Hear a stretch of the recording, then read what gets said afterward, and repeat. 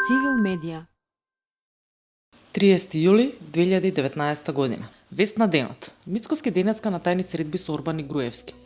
Христијан Мицкоски, лидер на ВМРО ДПМНЕ, денеска е во Будимпешта на средба со унгарскиот премиер Виктор Орбан. Можноста Никола Груевски да е дел од состанокот не е исклучена. Подоцна Мицкоски се очекува да се сретне и со Груевски. Во веста на Цивил медија дека Христијан Мицкоски ќе има тајни средби со унгарскиот премиер Орбан, како и со Никола Груевски, експресно беше објавено и соопштение за средбата. Во информацијата од ВМРО ДПМНЕ нема ништо за предвидената средба меѓу Мицкоски и Груевски. Нови закани кон Заев повик за паралелни прослави во Крушево. Во пресрет на прославата за Илинден на социјалните мрежи се множат повиците за паралелна прослава од така наречените патриотски групи. Повици за вистинските македонци да дојдат на Мечкин камен и да ги исвиркаат северџаните, а меѓу ваквите повици има говор на омраза и јавни закани патени кон премиерот Заев. Еден профил кој го носи името Васил Чурев бара Куршум во чело за Заев. МВР денеска соопшти дека секторот за компјутерски криминал и дигитална форензика поднесе кривична пријава против ВЗ-67 од Скопје за сторено кривично дело за грозување на сигурноста по пат на информатички систем.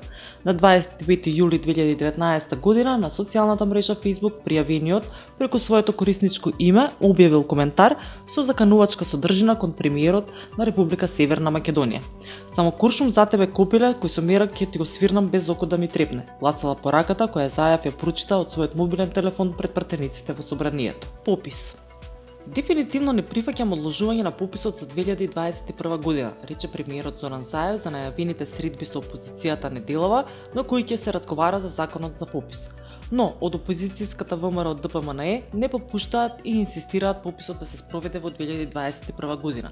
Според пратеникот Илија Димовски, законот е непрецизен, а предлагаат измени кои тој ги нарече принципиелни работи. За почеток, тие немаат доверба во директорот на Заводот за статистика и затоа бараат операцијата да ја води едно тело од академици и професионалци кои ќе се бираат во собрание. Државниот завод за статистика утврди слабости во јавните набавки, високото образование и локалните самоуправи.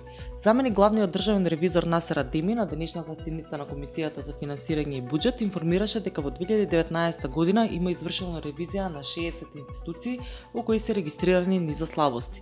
Очекуваме извештаите на ревизијата да не остануваат само во фиока на државните институции или пак фиоките на собранието, туку истите да се разгледаат во посебна комисија за разгледување на извештаите и јавноста може да се информира каде се потрошени јавните средства, рече Адеми. Флеш вест. СЈО потврдува дека Јанева барала форензичко бришање на потатоците. Сепак Јанева не ги известила кои се причините за ваквото барање, а во јавноста се очекува постапката да биде прекината, а Јанева да се повика на одговорност. Владата на Република Северна Македонија денеска ја одржува 148-та седница на која ќе се дебатира за информацијата во врска со потребата од спроведување процес на проверка, односно ветинг на вработените во Министерството за внатрешни работи. Премиерот Зоран Заев денеска беше во посета на Куманово на отварањето на новиот ургентен центар, каде на новинарско прашање одговори дека се преземаат управни постапки против Охридскиот советник Нефи Хусеини во врска со нападот врз професорот Илијас Илијази. Во Охрид за кого остра осуда упати издруженијето Еко Герила Тетела. Во соопштението, односно реакцијата на Еко Герила се вели дека доколку не се преземат итни мерки од јавното обвинителство и Министерството за внатрешни работи и се казнат сторителите, без разлика на политичката поддршка што можеби тие ја имаат, Еко Герила ќе се обрати до амбасадите и меѓународната заедница. Читајте повеќе на civilmedia.mk.